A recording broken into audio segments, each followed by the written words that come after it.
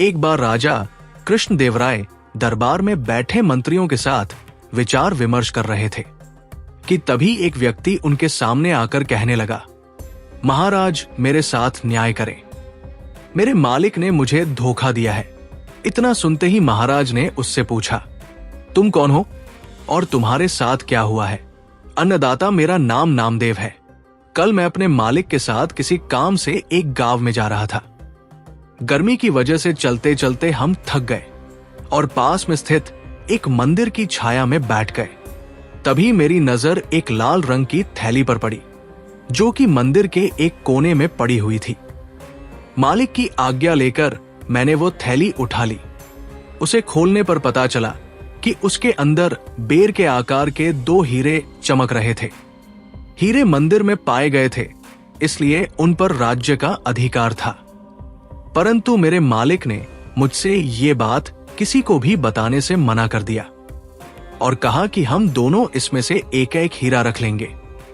मैं अपने मालिक की गुलामी से परेशान था, इसलिए मैं अपना काम करना चाहता था, जिसके कारण मेरे मन में लालच आ गया। हवेली आते ही मालिक ने हीरे देने से साफ इनकार कर दिया। यही कारण है कि मुझे इंसाफ चाहिए।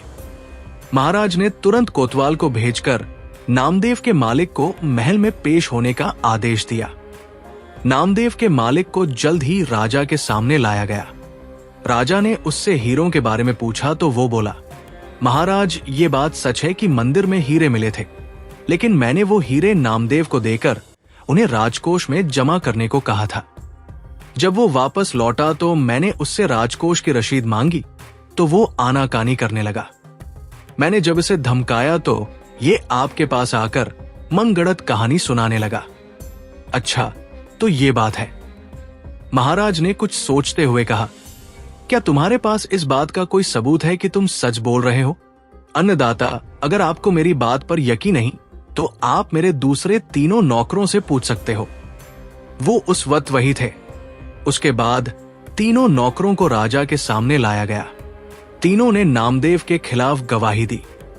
महाराज 3 नौकरों और मालिक को वही बिठाकर अपने विश्राम कक्ष में चले गए और सेनापति तेनालीराम महामंत्री को भी इस विषय में बात करने के लिए वहां बुलवा लिया। उनके पहुंचने पर महाराज ने महामंत्री से पूछा, आपको क्या लगता है, क्या नामदेव झूठ बोल रहा है? जी महाराज, नामदेव ही झूठा है। उसके मन में लालच आ गया होगा और उसने हीरे अपने पास ही रख लिए होंगे। सेनापति ने गवाहों को झूठा बताया। उसके हिसाब से नामदेव सच बोल रहा था। तेनालीराम चुपचाप खड़ा सबकी बातें सुन रहा था। तब महाराज ने उसकी ओर देखते हुए उसकी राय मांगी। तेनालीराम बोला, महाराज कौन झूठा है और कौन सच्चा इस बात का अभी पता लग जाएगा, परंतु आप लोगों को कुछ समय के लिए पर्दे के पीछे छुपना होगा। महाराज इस बात से सहमत हो गए क्योंकि वो जल्दी से जल्दी इस मसले को सुलझाना चाहते थे, इसीलिए पर्दे के पीछे जाकर छुप गए। महामंत्री और सेनापति मुंह सिकोड़ते हुए पर्दे के पीछे चले गए। अब विश्राम कक्ष में केवल तेनालीराम ही दिखाई दे रहा था। अब उसने सेवक से कहकर पहले गवाह को बुलाया।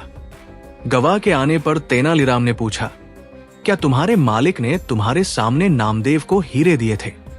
जी हाँ। फिर तो तुम्हें हीरे के रंग और आकार के बारे में भी पता होगा।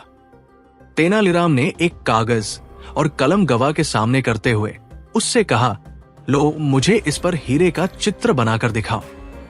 इतना सुनते ही उसकी सिट्टी पिट्टी गुल हो गई और बोला, मैंने हीरे नहीं देखे क्योंकि वो लाल रंग की थैली में थे। अच्छा, अब चुपचाप वहां जाकर खड़े हो जाओ।